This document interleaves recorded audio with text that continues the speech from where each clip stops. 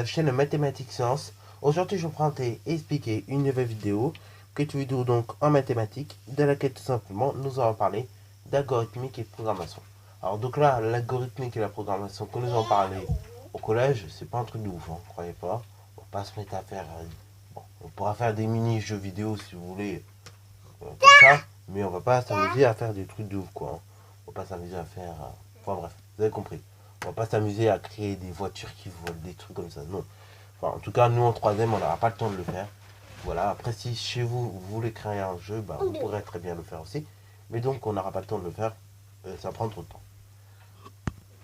Et en sachant que les mathématiques, donc, représentent à peu près 3h30 sur une semaine, c'est pas beaucoup. Voilà. Donc, on va démarrer. On va parler donc d'algorithmes, puis de programmes.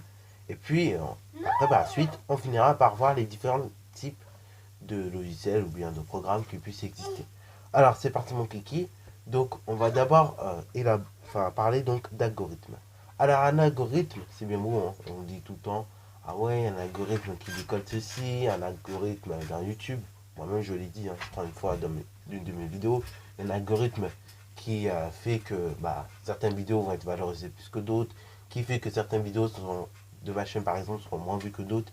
Enfin bref, c'est un algorithme dans YouTube qui se permet de gérer ça. Et pourtant, on emploie ce mot, mais par exemple, on ne connaît même pas le sens de ce mot et qu'est-ce que ça signifie. Donc, on va déjà élucider un peu ce mystère. Un algorithme, c'est quoi? C'est comme une recette, c'est comme un programme de construction, c'est comme un programme de calcul. En fin de compte, c'est une liste ordonnée et logique d'instructions, okay, qui permettent donc de résoudre un problème. Okay. C'est ça donc un algorithme. C'est une recette, c'est une liste en gros d'instructions qui est écrite dans un ordre qui est logique. Et donc cet ordre-là, de la manière dont on va écrire tout simplement nos instructions, va permettre de résoudre le problème. Par exemple, je sais pas, pour faire, allez, je vais dire une bêtise, mais par exemple pour faire une omelette, on va d'abord te dire de casser les œufs, puis après de mélanger, ok? Et après, tu mettras le tout dans la poêle, tu vas faire chauffer, ok? Et ça va donner l'omelette, ok? Voilà, voilà. Bon, évidemment, j'ai raccourci, mais brièvement, ça donne ça. Mais tu vas pas, tu n'auras aucune, enfin, tu n'auras jamais l'idée, par exemple, de mélanger avant d'avoir cassé les œufs. C'est illogique, tu vois ce que je veux dire? Donc, un algorithme, c'est ça. C'est une liste d'instructions qui est écrite dans un ordre logique et ordonné afin de résoudre un problème, ok? Et oui, on va pas mélanger les étapes entre elles, hein, sinon on est mal. Hein, si on te dit de faire cuire les œufs alors qu'ils sont même pas cassés, tu vas pas obtenir tu vas pas obtenir ton omelette. Enfin, tu vas pas obtenir une omelette, mais tu risques d'obtenir tout simplement des œufs durs. Donc c'est pas joli. Enfin, c'est pas du tout la même chose en fin de compte. Voilà. Bon, ça c'est donc pour ce que c'est qu'un algorithme. Alors un algorithme, il va être composé de 3 choses.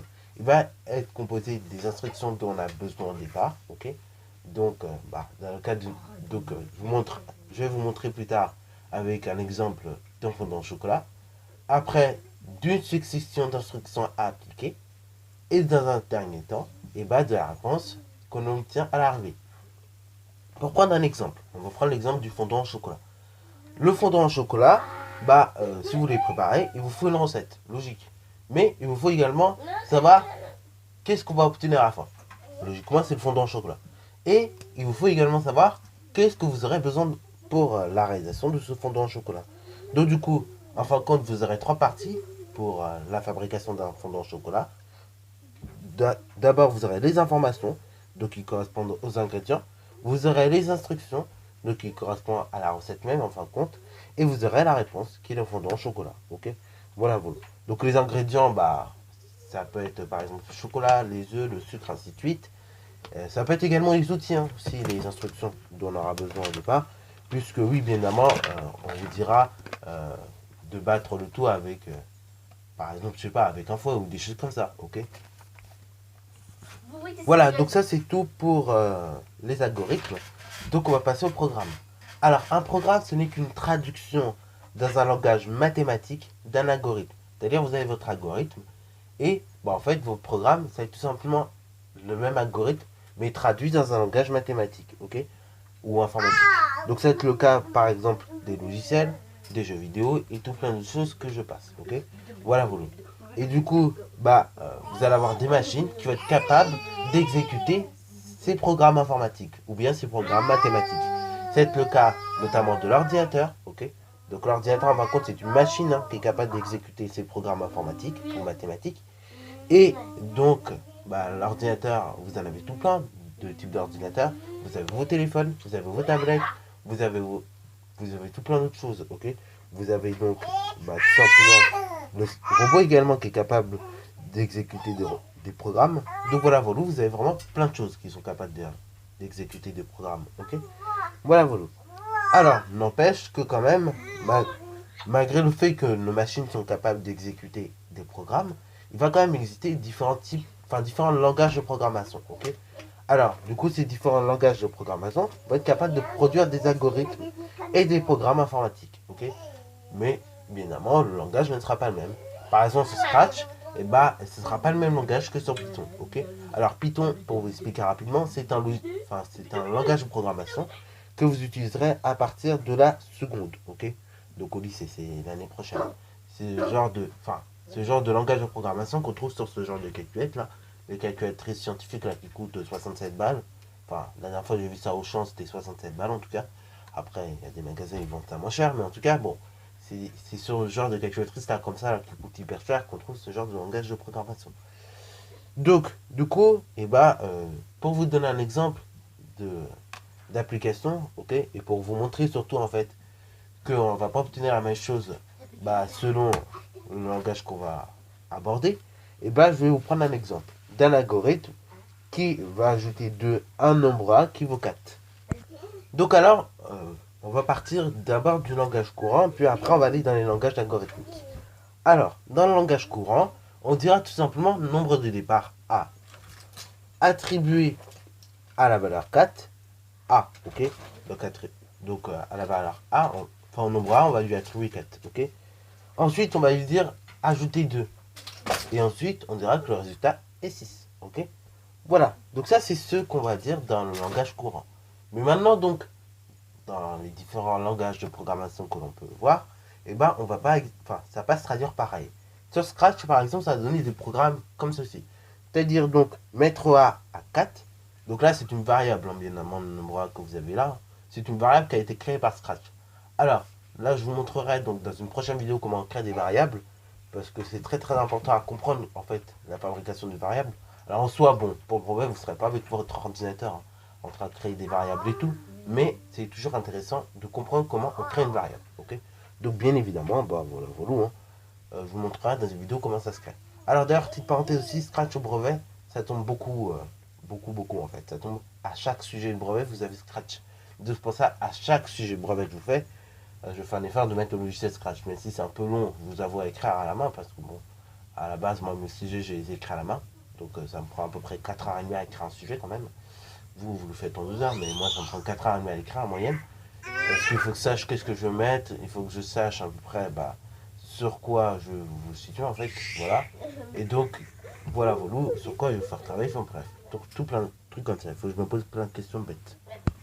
Et donc, c'est vrai que la partie Scratch au brevet, moi, je mets un peu de temps à l'écrire parce que bon, forcément, le programme, je l'écris à la main, donc il faut que je reproduise à peu près les mêmes formes, quoi, que ça soit compréhensible. Voilà. Alors, bien évidemment, oui, Scratch au brevet, en général, je ne dis pas tout le temps, mais en général, on essaie de vous donner ça en couleur. Oui, c'est ma prof de maths qui me l'a dit il y a une semaine et demie à peu près. Donc, moi-même, je ne savais pas, vous voyez. Mais normalement, Scratch au brevet, on essaie de vous le donner en couleur, ok. Voilà, voilà. Après, c'est vrai que, bon, il y a des académies, il y a des établissements où ça ne sera pas forcément en couleur. Ça se peut que je me trompe, mais normalement, on est censé vous donner Scratch au brevet en couleur. Ok. De toute façon, vous verrez avec le sujet brevet blanc que vous allez peut-être faire. Enfin, moi, en tout cas, le mien, c'est sûr, vous l'aurez en couleur. Mais vous verrez donc on fera des sujets de brevet. Alors, ça donc, c'est pour avec Scratch ce qu'on obtient. Donc, on obtient quoi? On obtient un programme de ce type-là. Mettre A, donc la variable A, à 4. Mettre la variable A à A plus 2. Puis ensuite, montrer la variable A. Ok. Ça donc c'est le programme qu'on obtient avec le logiciel Scratch.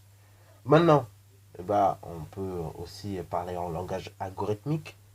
Et donc si on parle en langage algorithmique, ça donne plutôt des choses comme ça. C'est-à-dire, donner à A la valeur 4, ajouter 2 à A, écrire A, ok. Voilà. Et dernier moyen aussi, je vous en ai parlé un moment dans la vidéo, c'est Python 3. Alors Python 3, comme je vous le disais, c'est un logiciel qu'on utilise donc en seconde, ok.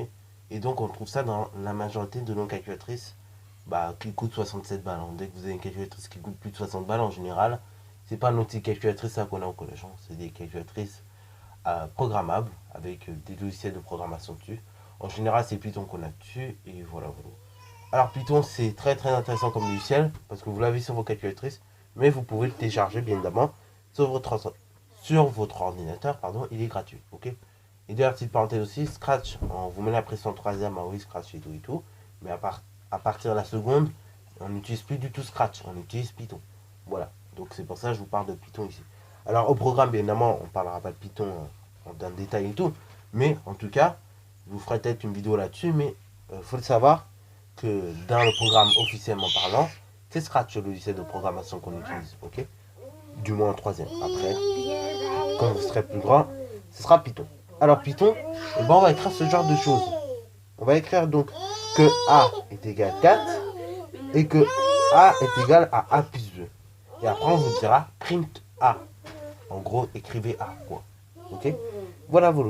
Et donc ça, pareil, ce n'est qu'un langage de programmation. On sait très bien que A n'est pas égal à A plus 2, c'est pas possible. Ok. Voilà, c'est bizarre à écrire, mais c'est comme ça.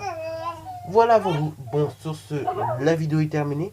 Si elle t'a plu, n'hésite surtout pas à la liker, commenter. Une bonne annonce à toi en mathématiques et en sciences.